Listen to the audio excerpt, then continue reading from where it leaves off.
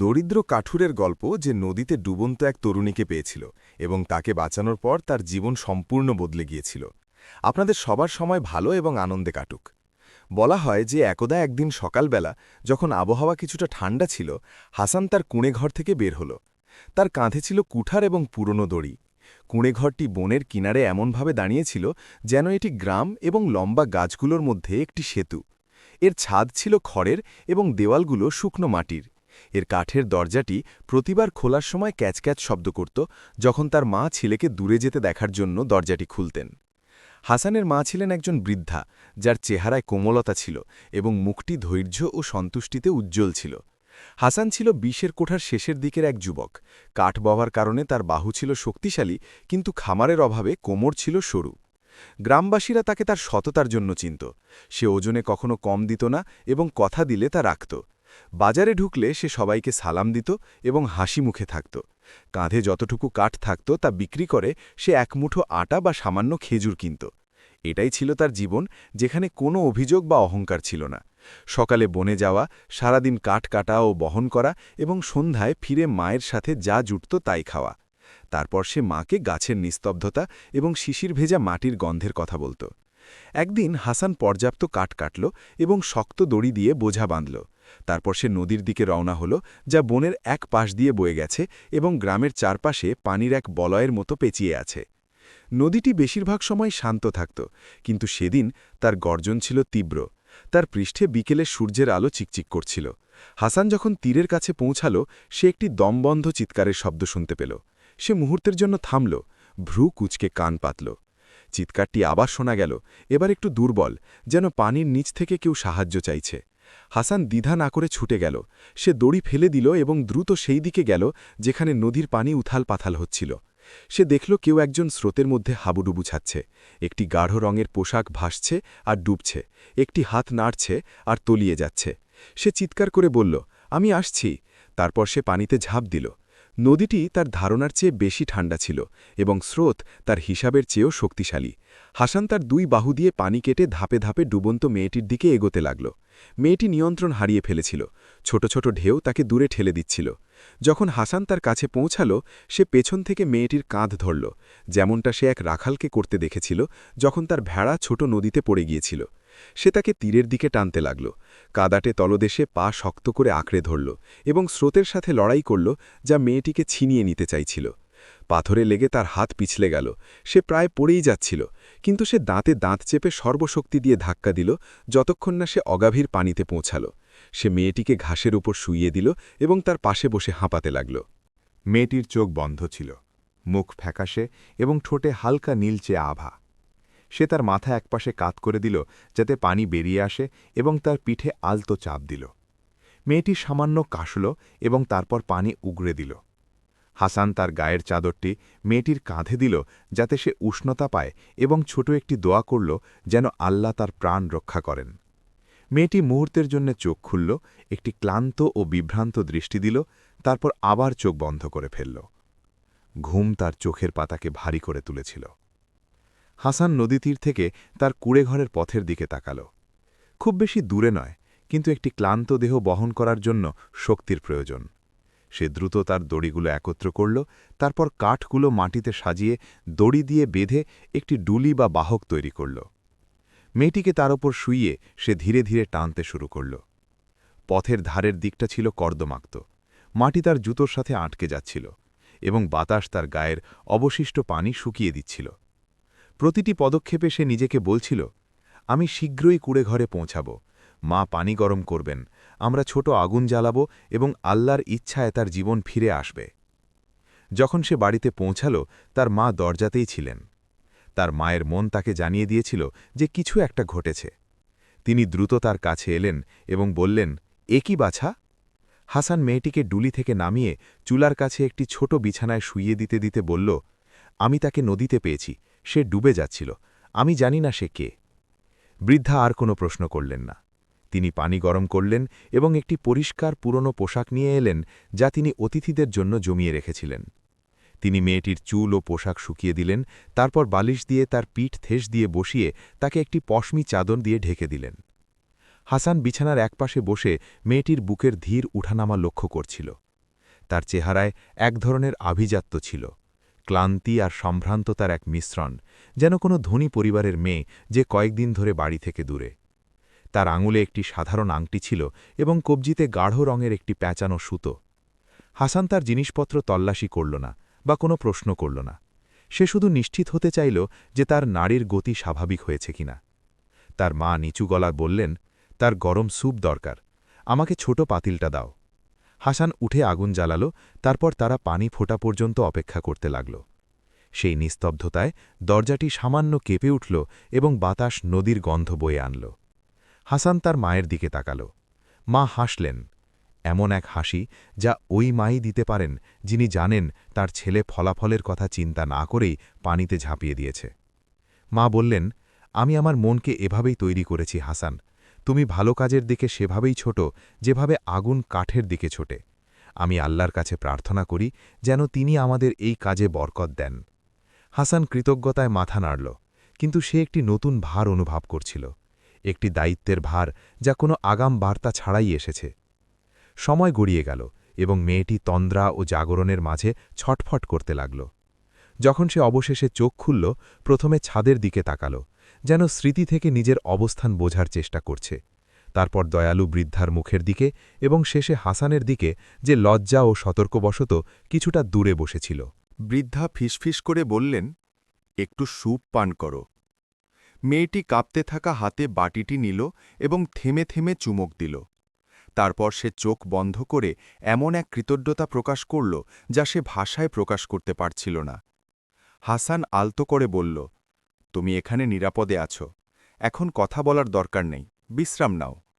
সে মাথা নাড়ল এবং বিড়বিড় করে বলল, যেন নিজেকেই বলছে, নদী, স্রোত, এবং তারপর চুপ হয়ে গেল। পরদিন সকালে গতরাতের খবরটি তখনও কুঁড়েঘরের দেওয়ালের ভেতরেই বন্দী ছিল। হাসান পানি আনতে এবং কিছু ছোট কাঠ কুঁড়াতে বের হল, তারপর দ্রুত ফিরে এলো নিশ্চিত হতে। মেয়েটি শান্ত ঘুমে আচ্ছন্ন ছিল এবং তার মুখে রক্তের আভা ফিরে এসেছিল। তার মা বললেন, আমরা তার সুস্থ হওয়া পর্যন্ত অপেক্ষা করব, প্রশ্ন করার জন্য তাড়াহুড়ো করা আমাদের সাজে না, হয়তো তার বুকে এমন কিছু আছে যা কথার চেয়েও ভারী। হাসান বলল, হ্যাঁ, আমাদের শুধু ধৈর্য ধরতে হবে। সূর্য যখন ওপরে উঠল, মেয়েটি ধীরে ধীরে উঠে দাঁড়াল, এক হাত দিয়ে দেওয়াল স্পর্শ করল এবং অন্য হাত দিয়ে নিজের পোশাক ঠিক রাখল। প্রথমে তার পদক্ষেপ দুর্বল ছিল, পরে তা স্থির হল। সে বৃদ্ধার দিকে ফিরে নিচু গলায় বলল, আল্লাহ আপনাকে উত্তম প্রতিদান দিন। তারপর সে হাসানের দিকে তাকাল, কৃতজ্ঞতা ও দ্বিধা মিশ্রিত দৃষ্টিতে। হাসানের মনে কৌতূহল জাগল জিজ্ঞেস করতে, তুমি কে, কোথা থেকে এসেছ এবং কিভাবে নদীতে পড়ে গেলে? কিন্তু সে নিজেকে সংযত করল এবং শুধু বলল, যদি কিছু লাগে তবে আমাদের জানিও। সে মাথা নাড়ল, কিন্তু আর কিছু বলল না, যেন তার বুকে অনেক কথা জমা ছিল, কিন্তু সেগুলো তালাবদ্ধ। বিকেলের দিকে হাসান ছোট কুঁড়েঘরের সামনে একটু বের হল এবং গ্রামের দিকে যাওয়ার পথের দিকে তাকিয়ে রইল। চারপাশ ঘন নিস্তব্ধতায় ঢাকা ছিল এবং কেউ যাচ্ছিল না। তবুও তার মনে হল যেন দূর থেকে চোখ তাকে পর্যবেক্ষণ করছে, অথবা বনের মধ্যে এমন কোনো ফিসফিসানি আছে যা শব্দ করে উঠতে চাইছে না। সে ভেতরে ফিরল, আগুনে আরও কাঠ দিল এবং মাকে বলল, আজ রাতে আমাদের দরজা শক্ত করে বন্ধ রাখা উচিত। মা বললেন, তাই করো এবং তোমার মন শান্ত রাখো, আমরা তো আল্লাহর জিম্মায় আছি। সে রাতে তিনজন একটি দুর্বল আলোর চারপাশে বসল। হাসানের মা শান্ত মনে সুতো কাটছিলেন, মেয়েটি সেই সুতোর শব্দ শুনছিল যেন তা কোনো পুরনো গান, আর হাসান জ্বলন্ত অঙ্গারের দিকে তাকিয়ে সেই হাতটির কথা মনে করছিল যা পানিতে ডুবে যাচ্ছিল এবং নাড়ছিল। সে জানত তার জীবন একটি নির্দিষ্ট পথে চলছিল, বনে যাওয়া এবং ফিরে আসা, কিন্তু এখন সে অনুভব করছিল যে সেই পথটি কিছুটা বেঁকে গেছে এবং আগামী সময় এমন এক গল্প নিয়ে আসছে যার শিরোনাম সে এখনও বুঝতে পারেনি। সে জানত যে নদীর পাড়ে মেয়েটিকে বাঁচানো কোনো সাধারণ ঘটনার শেষ নয়, বরং একটি দীর্ঘ পথের শুরু, এমন এক পথ যা তার মনে নতুন প্রশ্ন জাগাবে এবং তার পদক্ষেপকে এমন জায়গায় নিয়ে যাবে যেখানে সে আগে কখনো যায়নি। আগুন নিভিয়ে ফেলার ঠিক আগে মেয়েটি ফিসফিস করে বলল, যেন নীরব ঠোঁট থেকে শব্দগুলো ফসকে গেল, আমার ধন্যবাদ যথেষ্ট নয়, কিন্তু আমি। তারপর সে থেমে গেল এবং আবার নিস্তব্ধতা ফিরে এলো। হাসান মনে মনে বলল, যখন সে চাইবে তখন বলবে। আমাদের কেবল গোপনীয়তা রক্ষাকারী এবং বিশ্বস্ত হতে হবে। তারপর সে বিছানায় গেল। তার মধ্যে আশাবাদ এবং সতর্কতা একই সাথে কাজ করছিল। সে এই সাধারণ বিশ্বাস নিয়ে ঘুমালো যে ভালো কাজ বৃথা যায় না, এবং যে নদী একটি প্রাণ গ্রাস করতে চেয়েছিল তা তার দরজায় এমন এক রহস্য এনে দিয়েছে যা দিনগুলোকে বদলে দেবে। ভোরের প্রথম আলোর সাথে গ্রাম জেগে উঠল। মোরগ মাটির ছাদের ওপর নতুন সকাল ঘোষণা করছিল, আর কৃষকরা তাদের কৃষি সরঞ্জাম নিয়ে ক্ষেতের দিকে যাচ্ছিল। সেই সময় হাসান কুঁড়েঘরের দরজায় বসে পথের দিকে তাকিয়ে ভাবছিল সামনে কি অপেক্ষা করছে। তার মা ছোট একটি তাওয়ায় রুটি বানাচ্ছিলেন, এবং হাসান যে মেয়েটিকে বাঁচিয়েছিল সে এখনও বিছানায় শুয়ে শক্তি সঞ্চয় করছিল। যখন সে ঘুম থেকে উঠল, তাকে আগের দিনের চেয়ে একটু ভিন্ন দেখাচ্ছিল। তার চেহারা অনেক বেশি পরিষ্কার এবং চোখে গভীর উদ্বেগ। বৃদ্ধা তার কাছে গিয়ে আলতো করে জিজ্ঞেস করলেন, তুমি কি ভালো বোধ করছো মা? মেয়েটি নিচু কিন্তু পরিষ্কার স্বরে উত্তর দিল, হ্যাঁ, আলহামদুলিল্লাহ, আমি ভালো বোধ করছি। হাসান একটু কাছে এলো, কিন্তু লজ্জার সাথে মানানসই দূরত্ব বজায় রাখল এবং বলল, নিরাপদে থাকার জন্য আল্লাহর শুকরিয়া। তোমাকে এখন কিছু বলতে হবে না, কিন্তু আমরা শুধু নিশ্চিত হতে চাই যে তুমি ভালো আছো। মেয়েটি এক মুহূর্ত চুপ করে থেকে সংক্ষেপে বলল, আমার নাম রায়হানা। সে এর বেশি কিছু বলল না, যেন এই মুহূর্তে শুধু তার নামটুকুই যথেষ্ট। হাসান তার মায়ের দিকে তাকাল। বৃদ্ধা মা ও জ্ঞানী নারীর মতো সন্তুষ্টির হাসি হাসলেন এবং বললেন, রায়হানা, তাহলে আমাদের এই ছোট্ট ঘরে তোমাকে স্বাগত মা। হাসান তার গল্পের ব্যাপারে জানার ইচ্ছা এবং এখনও সময় হয়নি এই অনুভূতির মধ্যে দোদুল্যমান ছিল। সে লক্ষ্য করেছিল মেয়েটি কথা এড়িয়ে চলছে এবং তার চোখ দরজার দিকে সতর্ক দৃষ্টি রাখছে, যেন ভয় পাচ্ছে কোনো অপরিচিত ব্যক্তি কড়া নাড়বে। সে তার কণ্ঠে বড় কোনো ভয়ের ছাপ টের পাচ্ছিল, যা সে প্রকাশ করেনি। সন্ধ্যায় যখন তারা আগুনের পাশে বসল, হাসান তার দিকে ফিরে আলতো করে জিজ্ঞেস করল, তুমি কিভাবে নদীতে পড়েছিলে? সে ঘাবড়ে গেল এবং গায়ের চাদরটি আরও শক্ত করে জড়িয়ে ধরল। তারপর বলল, আমি পালাচ্ছিলাম, তারপর নিজেকে স্রোতের মধ্যে পেলাম। তার কথা এর বেশি এগোল না। হাসান বুঝতে পারল সে যা বলছে তার চেয়ে বেশি গোপন করছে। হাসানের মা তার দিকে দয়াময়ী মায়ের চোখে তাকাচ্ছিলেন, তাকে নিজের মেয়ের মতোই যত্ন করছিলেন, তাকে স্যুপ খাওয়াচ্ছিলেন এবং ঘুমিয়ে পড়লে ঢেকে দিচ্ছিলেন। যখন তারা একা হলেন, তিনি হাসানকে বললেন, তাকে কথা বলার জন্য জোড়াজোড়ি করো না বাছা। তার চোখে এমন এক গোপন রহস্য আছে যা একবারে প্রকাশ করার মতো নয়। হাসান সম্মতি জানিয়ে মাথা নাড়ল, যদিও তার মনের কৌতূহল দিন দিন বাড়ছিল। বেশি দিন কাটল না, পথচারীরা সকালে মেয়েটিকে কুঁড়েঘরের দরজায় দাঁড়িয়ে বাতাস খেতে দেখে ফেলল। সে বৃদ্ধার দেওয়া একটি ঢিলেঢালা পোশাক পরেছিল এবং এক টুকরো কাপড় দিয়ে মাথা ঢেকে রেখেছিল, কিন্তু তার চেহারা গ্রামবাসীদের কাছে অপরিচিত মনে হল। দ্রুত এই খবর এক মুখ থেকে অন্য মুখে ছড়িয়ে পড়ল, এমনকি কুয়ার পাড়ে মহিলারা জড়ো হয়ে প্রশ্ন করতে লাগল, কে এই মেয়ে? কেউ বলল, হাসান তাকে তার বাড়িতে আশ্রয় দিয়েছে। অপরিচিতা, আমরা তার বংশ পরিচয় কিছুই জানি না। গুজব দাবানলের মতো ছড়িয়ে পড়ল। কেউ বলল সে বাড়ি থেকে পালিয়েছে, আবার কেউ দাবি করল সে কোনো বিপদ সঙ্গে নিয়ে এসেছে। সন্ধ্যায় এক প্রতিবেশী হাসানের কাছে এলো। লোকটি ছিল অত্যন্ত কৌতূহলী, নাম ইমরান। সে দরজায় কড়া নাড়ল। হাসান বের হলে সে সন্দেহপূর্ণ স্বরে বলল, কে এই মেয়ে হাসান? আমরা দেখছি তুমি তার ব্যাপারটি গোপন করছ, আর গ্রামবাসীরা কথা বলা শুরু করেছে। হাসান নিজের হাত শক্ত করে ধরল এবং শান্তভাবে বলল, আমি তাকে নদীতে পেয়েছি, সে ডুবে যাচ্ছিল। আমি তাকে মৃত্যুর মুখে ছেলে আসতে পারিনি, আর তার পরিচয় ও গল্পের ব্যাপারে সে সময় হলে আমাদের বলবে। ইমরান ব্যঙ্গ করে মাথা নাড়ল এবং বলল, নিজে বিপদে পড়ো না হাসান, মানুষ কাউকে রেহাই দেয় না, তুমি তা জানো। ইমরান চলে যাওয়ার পর হাসান দরজা বন্ধ করল, কিন্তু সে অনুভব করল সামনের দিনগুলো সহজ হবে না।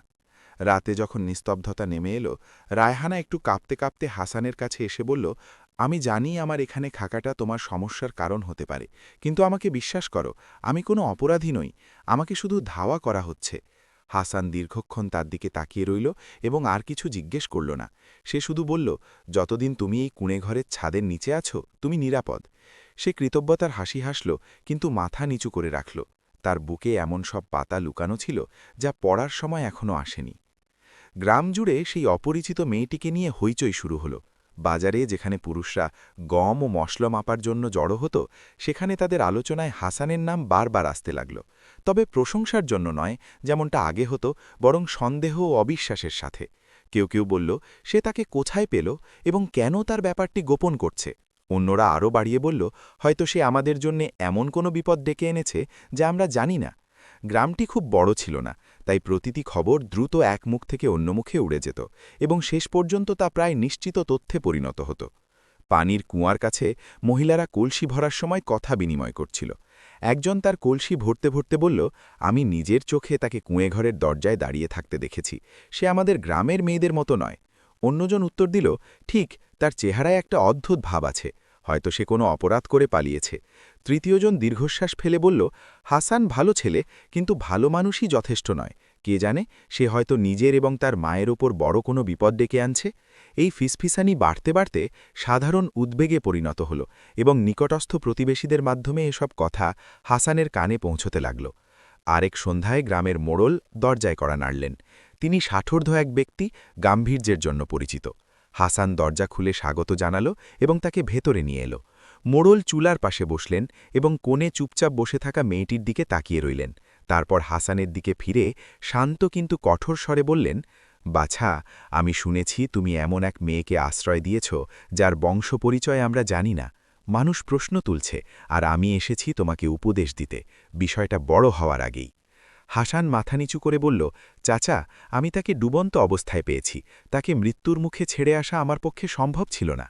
মোড়ল বললেন, আমি জানি তোমার মধ্যে বীরত্ব ও সততা আছে, কিন্তু তুমি জানো গ্রামটি ছোট এবং এখানে কথা আগুনের মতো ছড়ায়।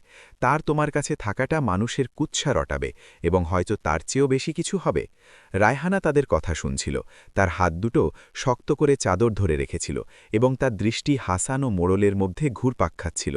মনে হচ্ছিল সে কিছু বলতে চায়, কিন্তু আবার পিছিয়ে এলো। শুধু মোড়লই পরিস্থিতি পর্যবেক্ষণ করছিলেন না।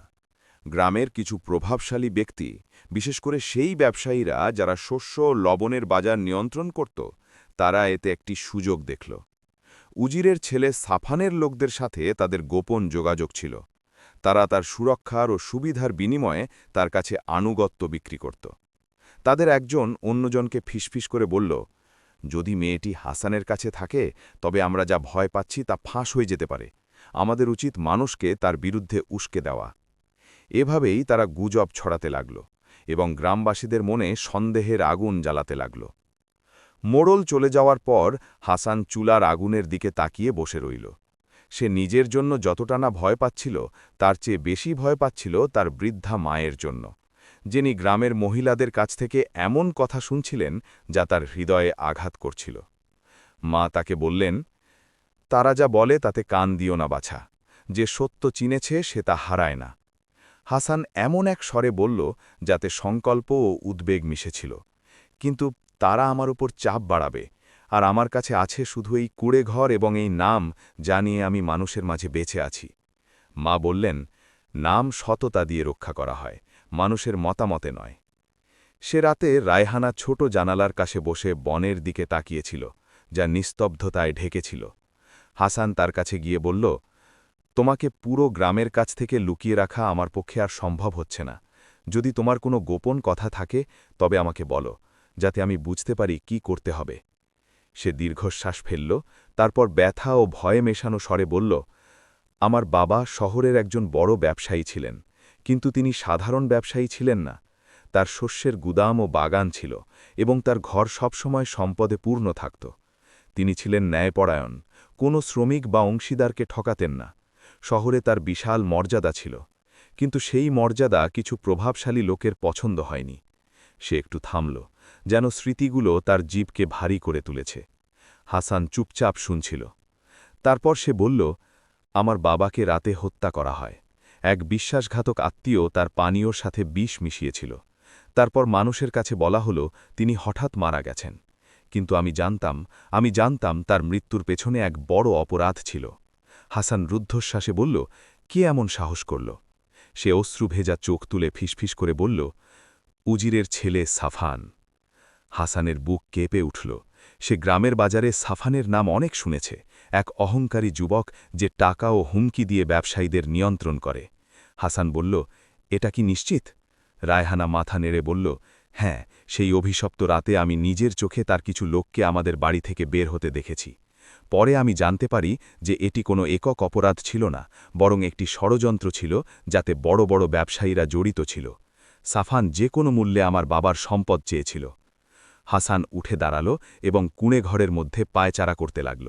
সে অনুভব করল তার হৃদয়ের রাগের আগুন জ্বলছে। সে বলল, তাহলে তুমি শুধু আশ্রয়ের সন্ধানে থাকা এক অপরিচিতা নও, তুমি একটি বড় অপরাধের সাক্ষী। রায়হানা বলল, এজন্যই তারা আমাকে খুঁজছে। আমার কাছে তাদের বিরুদ্ধে প্রমাণ আছে। আমার বাবার নিজের হাতে লেখা একটি নথি, যাতে অংশীদারদের নাম এবং তাদের মধ্যকার চুক্তির কথা আছে। যদি তা মানুষের সামনে আসে তাহলে সবকিছু ফাঁস হয়ে যাবে। হাসান তার কাছে গিয়ে বলল, আর সেই নথিটি এখন কোথায়? সে উত্তর দিল, লুকানো আছে। আমি এখন তোমাকে তার জায়গার কথা বলবো না, কিন্তু আমি জানি এটি আমাদের মুক্তির অথবা ধ্বংসের কারণ হবে। হাসান জানত না যে তার শত্রুরা আর দূরে নেই। তারা গ্রামের দেওয়ালের ভেতরেই চলে এসেছে, প্রতিটি নড়াচড়া লক্ষ্য করছে এবং আঘাত করার সঠিক মুহূর্তের অপেক্ষা করছে। বেশি সময় পার হল না, হাসান দরজার কাছে অদ্ভুত নড়াচড়ার শব্দ শুনতে পেল। সে মাকে চুপ থাকতে ইশারা করল এবং ধীরে ধীরে কাছে গেল। চাঁদ উঠেছিল এবং ছোট জানালা দিয়ে আলো ফেলেছিল, যা কুড়েঘরের বাইরে নড়াচড়া করা ছায়াগুলোকে প্রকাশ করে দিল। হাসান একটি মোটা লাঠি তুলে নিল এবং রায়হানাকে চুপ থাকতে ইশারা করল। হঠাৎ দরজাটি এক ধাক্কায় খুলে গেল এবং দুজন মুখোশধারী লোক ভেতরে ঢুকল। তাদের একজন মেয়েটির দিকে তেড়ে গেল, কিন্তু হাসান তাকে বাধা দিল এবং লাঠি দিয়ে তার কাঁধে আঘাত করল। সে আর্তনাদ করে পড়ে গেল। অন্যজন পেছন থেকে আক্রমণ করার চেষ্টা করল, কিন্তু হাসানের মা দুর্বল হওয়া সত্ত্বেও তার গায়ে গরম পানির পাত্র ছুঁড়ে মারলেন। সে চিৎকার করে পিছিয়ে গেল। হাসান তাদের বিভ্রান্তির সুযোগ নিয়ে তাদের বাইরে ঠেলে দিল এবং সজোরে দরজা বন্ধ করে দিল। সে অন্ধকারের মধ্যে তাদের পায়ের শব্দ মিলিয়ে যেতে শুনল, যা বাতাসের ফিসফিসানির সাথে মিশে গেল। হাসান হাঁপাচ্ছিল এবং তার কপাল থেকে ঘাম ঝরছিল। রায়হানা কাঁপছিল এবং চাদরটি বুকের সাথে চেপে ধরে ভাঙা গলায় বলল, এরা তার লোক। আমাকে হত্যা না করা পর্যন্ত এবং নথিটি না পাওয়া পর্যন্ত তারা আমাকে ছাড়বে না। হাসান তার পাশে বসে দৃঢ়ভাবে বলল, যতদিন তুমি এই কুড়েঘরে আছো তারা তোমার কাছে পৌঁছাতে পারবে না। সবাই আমার বিরুদ্ধে চলে গেলেও আমি আমার সাধ্যমতো তোমাকে রক্ষা করব। পরিস্থিতি শান্ত হলে হাসানের মা বসে পড়লেন এবং ছেলেকে বললেন, বাবা, আমাদের ঘরে শয়তান প্রবেশ করেছে। তোমাকে বেছে নিতে হবে, হয় তুমি তাকে বের করে দাও, তাতে আমাদের ঘর বাঁচবে, অথবা তাকে রাখো এবং এমন এক সংঘাতে জড়িয়ে পড়ো যার পরিণাম তুমি জানো না। হাসান তার মায়ের বলিরেখা পড়া মুখের দিকে তাকাল, তার দীর্ঘ জীবনের ক্লান্ত চোখে তাকাল, তারপর রায়হানার দিকে তাকাল, যে আহত পাখির মতো বিমর্ষ হয়ে বসে আছে। সে বলল, আমি তাকে ছেড়ে দিতে পারব না মা। আমি নদীর তীরে তার চোখে মৃত্যু দেখেছি। যদি আমি তাকে ছেড়ে দিই তবে আমি অপরাধের অংশীদার হব। আমি তার সাথেই থাকব, যা হওয়ার হোক। বৃদ্ধা দীর্ঘশ্বাস ফেলে বললেন, যদি এটাই তোমার পছন্দ হয় তবে আমি তোমার সাথে আছি, কিন্তু মনে রেখো, ভোর হওয়ার আগে রাত গভীর হয়। সবাই ভারী নীরবতায় বসে রইল। বাইরে রাত নেকড়ে এবং পাহারাদারদের আনাগোনায় সরগরম ছিল, আর ভেতরে আগুন ধীরে ধীরে নিভে আসছিল। হাসান অনুভব করল সে একটি সাধারণ শান্ত জীবন এবং বিপদসংকুল নতুন জীবনের মাঝখানের সীমারেখা পার করে ফেলেছে। রাতের সেই ঘটনার পর মাত্র কয়েকদিন পার হল। এর মধ্যেই ছোট কুড়েঘরটি পুরো গ্রামের কেন্দ্রবিন্দু হয়ে উঠল। গুজবগুলো আর কুয়োর পাড়ে বা বাজারে ফিসফিসানিতে সীমাবদ্ধ রইল না, বরং মজলিসে প্রকাশ্য আলোচনায় পরিণত হল। ছোট বড় সবাই তা নিয়ে কথা বলতে লাগল। কেউ কেউ বলছিল, অপরিচিতরা বিপদ নিয়ে আসে। অন্যরা ইঙ্গিত দিচ্ছিল, হাসান তার দেওয়ালের আড়ালে এমন কিছু লুকাচ্ছে যা পুরো গ্রামের ওপর দুর্যোগ ডেকে আনতে পারে। একদিন সকালে হাসান যখন কাঠ বিক্রি করতে বাজারে গেল, সে অনুভব করল চোখগুলো তাকে অনুসরণ করছে। আগে যেমন সবাই তাকে দেখে হাসত, এখন আর কেউ হাসছে না। কিছু ব্যবসায়ী তার কাঠ কিনতে অস্বীকার করল। অন্যরা এমন কম দামের প্রস্তাব দিল যা সে আগে কখনো দেখেনি। সে বুঝতে পারল মানুষ তাকে বিশ্বাস করার চেয়ে ভয় পাচ্ছে বেশি। সে প্রায় খালি হাতে বাড়ি ফিরল। তার মা তাকে দুঃখী চোখে স্বাগত জানালেন। তিনি বললেন, বাবা, দেখেছ তারা তোমার সাথে কি করছে? সে কাঠগুলো একপাশে রেখে বলল, হ্যাঁ, কিন্তু সাধারণ মানুষদের দোষ নেই। গ্রামের প্রভাবশালীরা যারা বিশৃঙ্খলা সৃষ্টি করছে এ তাদেরই কাজ। সে মনে মনে জানত যে এই প্রভাবশালীদের কেউ কেউ উজিরের ছেলে সাফানের সাথে জড়িত। তারা মানুষকে তার বিরুদ্ধে উস্কে দিচ্ছে যাতে তাকে একঘরে করে ফেলা যায় এবং আক্রমণের সময় হলে সে সহজ শিকারে পরিণত হয়। রায়হানা সব দেখছিল এবং তার অপরাধবোধ তীব্র হচ্ছিল। এক রাতে আগুনের পাশে বসে সে হাসানকে বলল, আমার জন্যে তুমি অনেক চড়া মূল্য দিচ্ছ। মানুষ তোমার সাথে খারাপ ব্যবহার করছে, তা আমি সহ্য করতে পারছি না। হাসান হেসে বলল, আমি যতদিন সত্যের পথে আছি মানুষের কথায় আমার কিছু যায় আসে না। আল্লাহ জানেন অন্তরে কি আছে। সে আরও কাছে এসে ফিসফিস করে বলল, একটা কথা আছে যা আমি তোমাকে এখনো বলিনি। সে মুহূর্তের জন্য ইতস্তত করল, তারপর তার কাপড়ের ভেতর থেকে চামড়ার একটি ছোট থলি বের করল। সেটি খুলে সে একটি পুরনো কাগজ বের করল যাতে মোমের সিলমোহর ছিল। সে এটি হাসানের হাতে দিয়ে বলল, এটিই সেই নথি যা আমার বাবা রেখে গেছেন। এতে সেই ষড়যন্ত্রকারীদের নাম আছে যারা সাফানের সাথে মিলে তাকে হত্যা করেছে এবং তার সম্পদ দখল করেছে। তাদের মধ্যে তোমার গ্রামের কিছু ব্যবসায়ীও আছে। এজন্যই তারা আমার উপস্থিতিকে ভয় পায়। রায়হানা গুরুত্বের সাথে বলল, আমরা যদি এই নথি প্রকাশ করি তবে দুনিয়া উল্টে যাবে। এজন্যই তারা আমাকে খুঁজছে। পরদিন গ্রামের একজন প্রভাবশালী ব্যক্তি সালিম নামের এক পরিচিত শস্য ব্যবসায়ী হাসানের কাছে এলো। সে ভদ্রতার ভান করে কুড়েঘরের সামনে বসল। তারপর হাসানকে বলল, বাবা, আমি জানি তুমি ভালো মনের মানুষ, কিন্তু তুমি নিজেকে বিপদে ফেলেছ। মানুষ কাউকে দয়া দেখায় না। আমি তোমাকে উপদেশ দিচ্ছি, যারা মেয়েটিকে খুঁজছে তাদের হাতে তাকে তুলে দাও এবং তোমার সাধারণ জীবনে ফিরে যাও। হাসান কঠোর স্বরে বলল, যে আমার কাছে আশ্রয় চেয়েছে তাকে ছেড়ে দেব? এটি আমার ধর্ম বা চরিত্রের সাথে যায় না। সেলিম ধূর্ত হাসি হেসে বলল, তাড়াহুড়ো করো না। যদি তুমি তাকে তুলে দাও তবে তুমি এমন কিছু পাবে যা তুমি স্বপ্নেও ভাবনি। আমরা তোমাকে এত টাকা দেব যা তোমার এবং তোমার মায়ের সারা জীবনের জন্য যথেষ্ট হবে। এমনকি আমি তোমাকে এক ব্যবসায়ীর মেয়ের সাথে বিয়েও দেব। কি বলো? হাসান তার জায়গায় জমে গেল। লোকটির কথাগুলো তার কানে ছুরির মতো বিঁধল। যে কোনো গরিবের জন্য লোভনীয় প্রস্তাব, টাকা, মর্যাদা, ধনী পরিবারের সাথে বিয়ে। কিন্তু তখনই তার মনে পড়ল চুলার পাশে রায়হানার কান্না এবং পানিতে ডুবে যাওয়া তার হাতের দৃশ্য। সে মাথা উঁচু করে দৃঢ়ভাবে বলল, যদি তুমি আমাকে পৃথিবীর সমস্ত সম্পদও দাও তবুও আমি আমার উপর অর্পিত আমানত বা বিশ্বাস ভঙ্গ করব না। যাও, আর এসো না। সেলিম রেগে গেল এবং বিড়বিড় করতে করতে চলে গেল। তুমি শীঘ্রই তোমার জেদের পরিণাম দেখবে।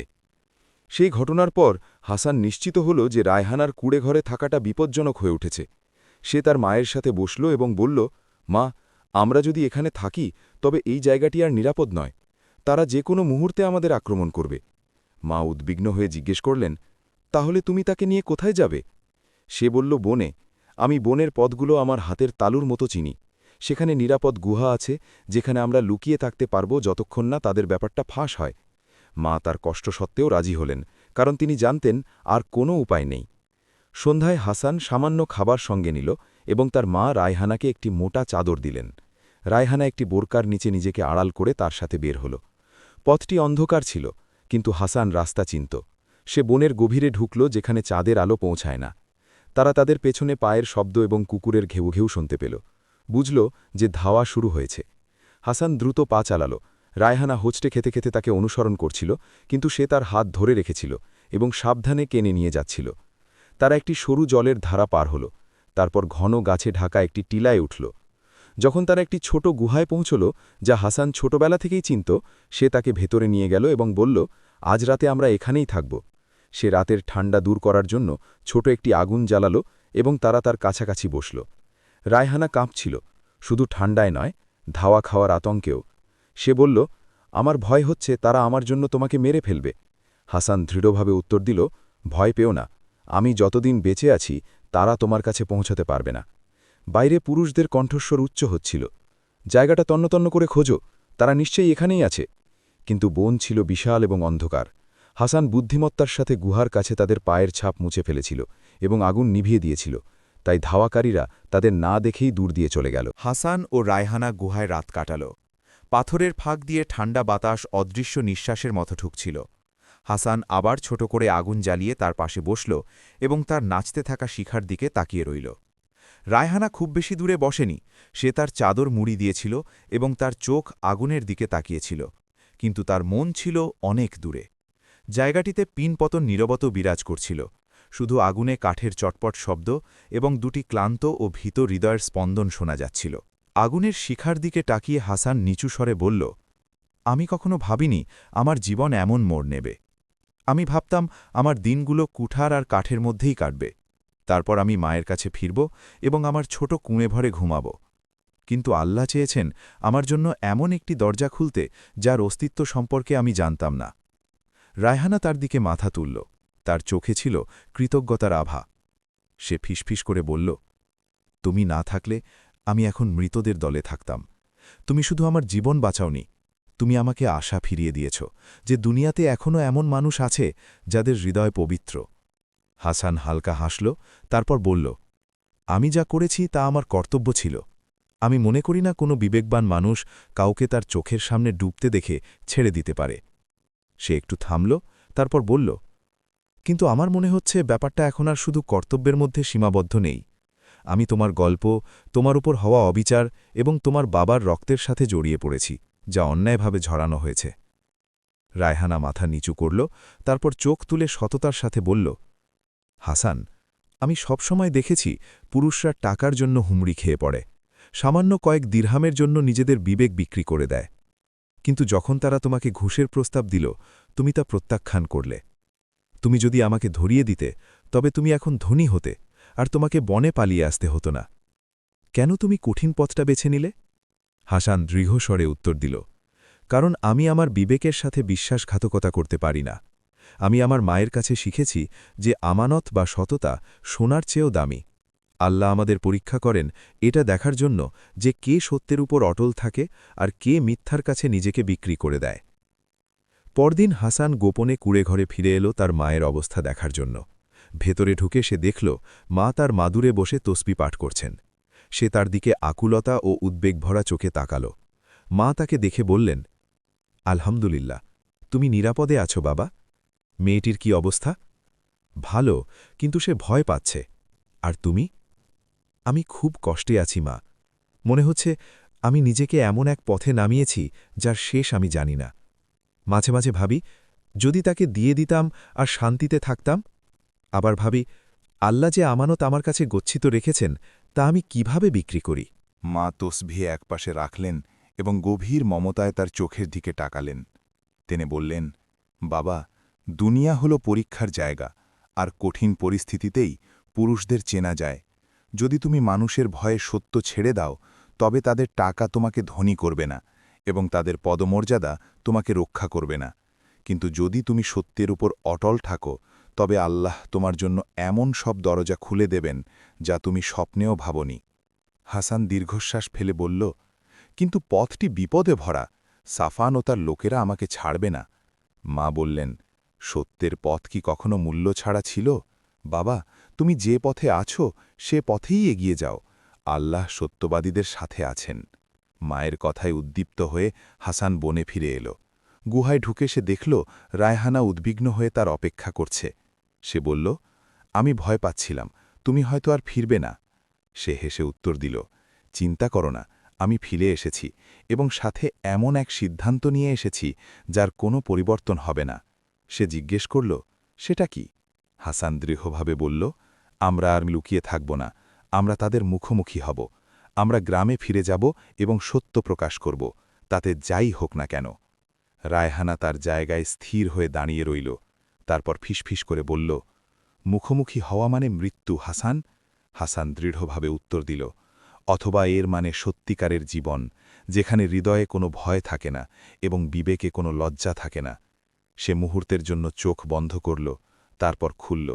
তার চোখ সংকল্পে পূর্ণ ছিল। সে বলল, তাহলে আমি তোমার সাথে আছি, আজ থেকে আমি আর পালাব না। সূর্যাস্তের ঠিক আগে হাসান ও রায়হানা গ্রামে ফিরে এলো। দুজনে কাদাটে গলি দিয়ে দৃঢ়ভাবে হেঁটে গেল।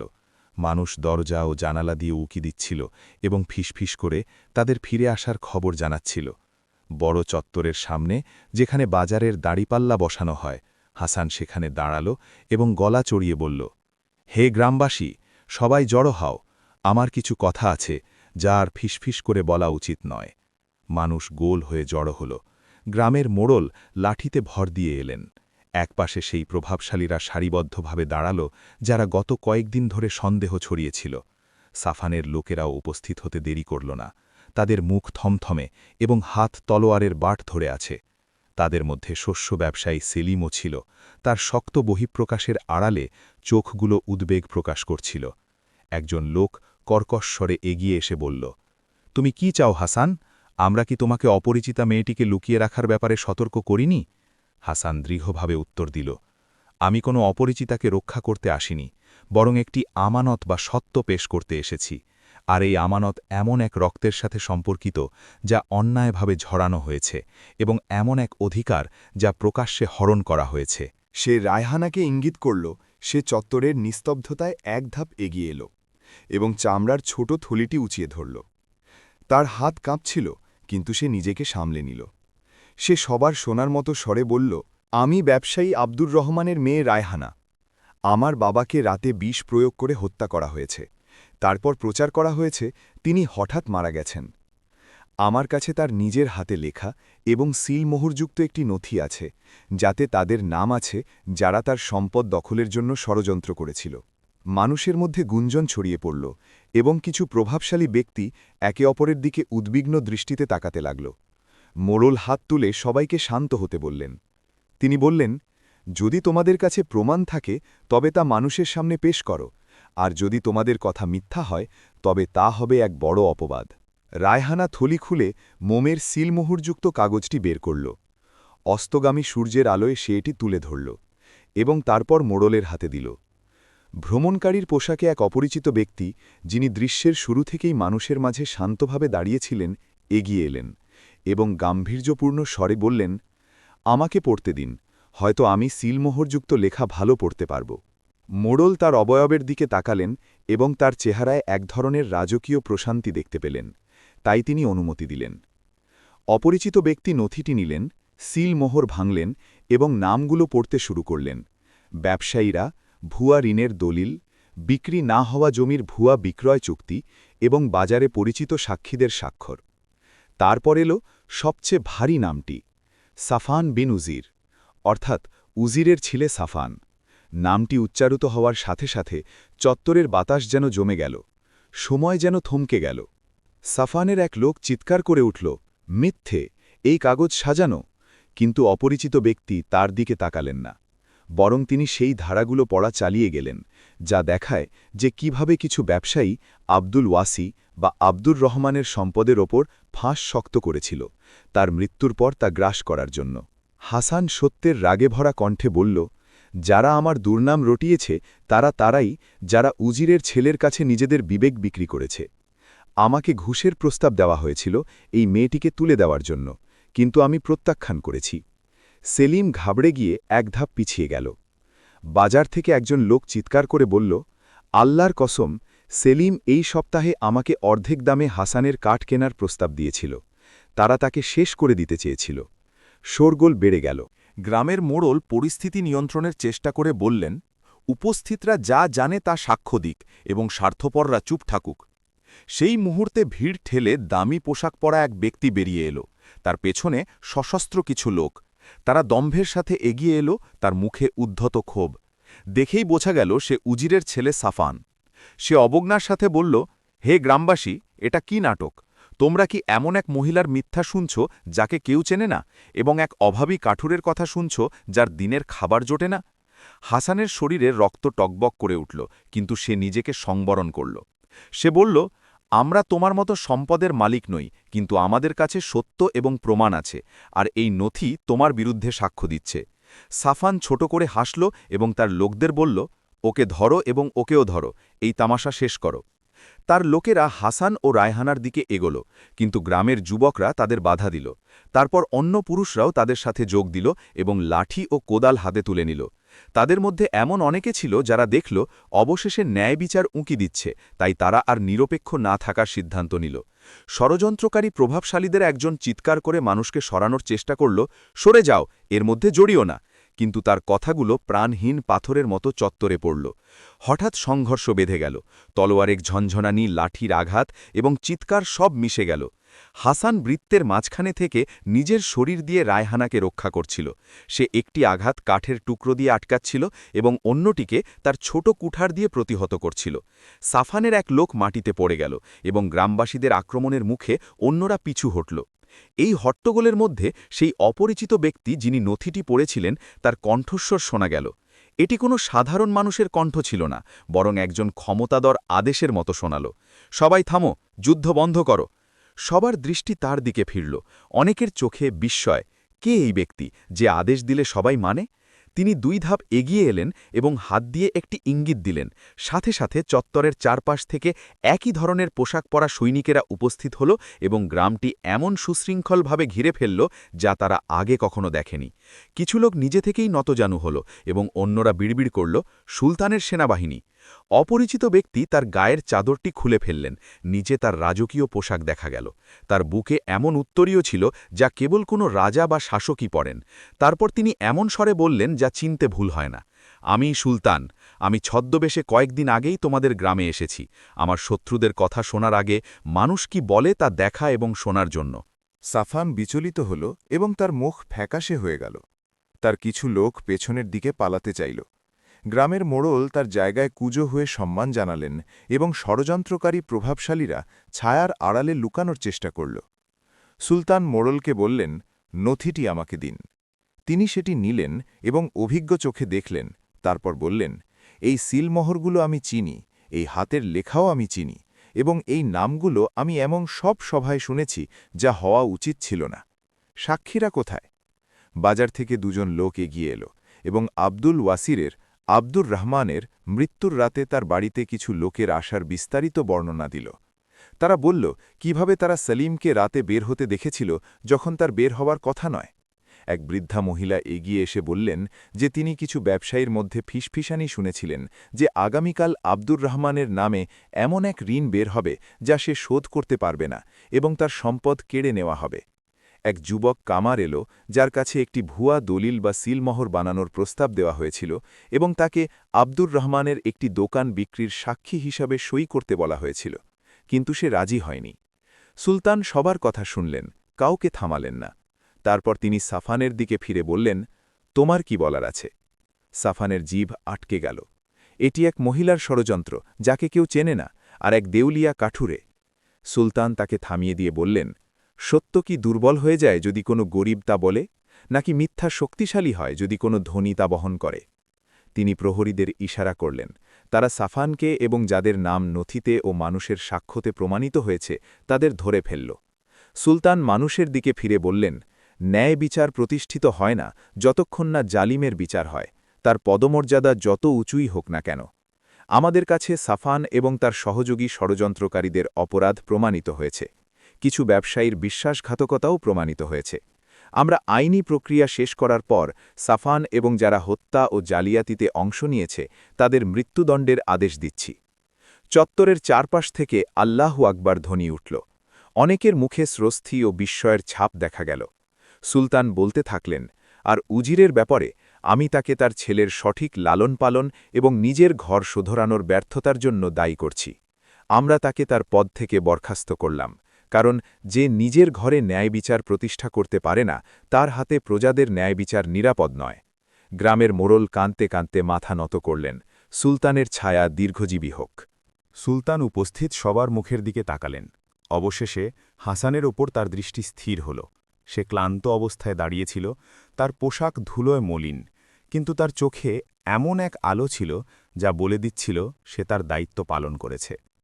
সুলতান তাকে বললেন, তুমি এই মেয়েটিকে বাঁচিয়েছ, আমানত রক্ষা করেছ, ঘুষ প্রত্যাখ্যান করেছ এবং মিথ্যার বিরুদ্ধে একা দাঁড়িয়েছ যতক্ষণ না সত্যের অনুসারীরা তোমার পাশে জড়ো হয়েছে।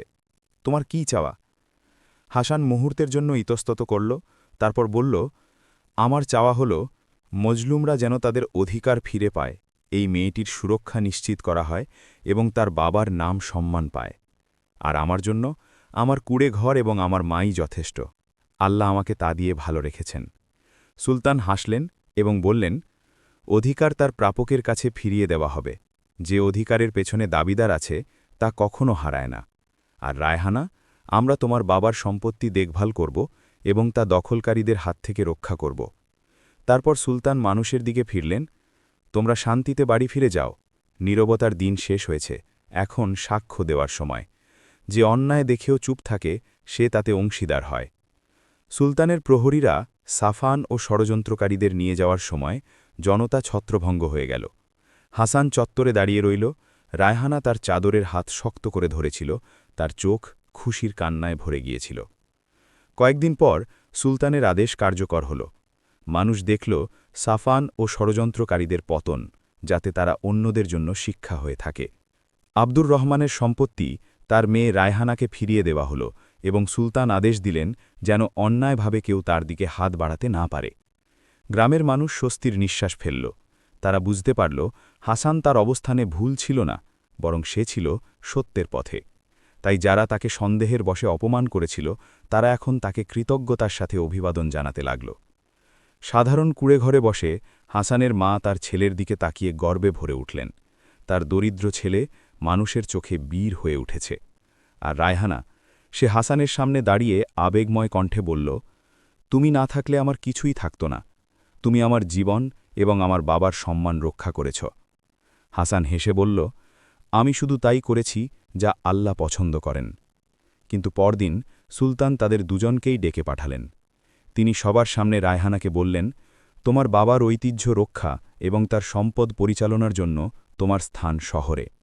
রায়হানা ইতস্তত করল এবং অশ্রুসজল চোখে হাসানের দিকে তাকাল, যেন তার অনুমতি চাইছে। হাসান তাকে বলল, যাও, এটাই তোমার নিয়তি। ইনশাআল্লাহ পরিস্থিতি ঠিক হলে আমাদের আবার দেখা হবে। সে মাথা নাড়ল, তার চোখে পানি চিকচিক করছিল। তারপর সে সুলতানের সাথে চলে গেল, আর হাসান তার মায়ের কাছে এবং তার কুঁড়েঘরে ফিরে এলো। কিন্তু তার হৃদয় আর আগের মতো ছিল না। সে বুঝতে পেরেছিল যে সাহস এবং সততা মানুষের জীবনের গতিপথ দারিদ্র্য ও দুর্বলতা থেকে শক্তি ও সম্মানের দিকে বদলে দিতে পারে। আবার দেখা হবে নতুন ভিডিওতে। সবাই নিরাপদে থাকুন।